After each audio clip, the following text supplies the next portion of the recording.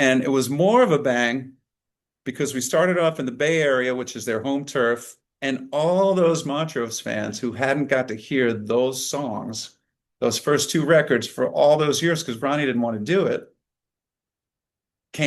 just came out in droves, and we could do no wrong. So it was a great reception. It was just walking into like a freebie of just here's instant sort of like local stardom right away. You're just going to walk into this spot and do it. So yeah, that was a long story, and I kept it long.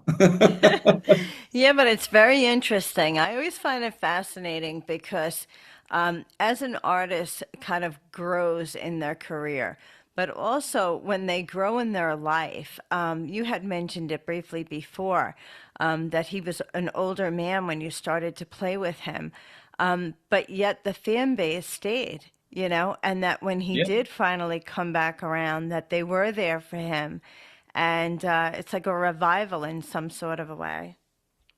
It was. It was. And I will say that some of that same crowd will be at Ronnie Montrose Remembered on Saturday, January 24th, during NAMM weekend down in Anaheim, California at the Grand Theater. So some of those people are still doing it and loving it. And they are like kids in a candy store. I mean, we're all one big family, basically.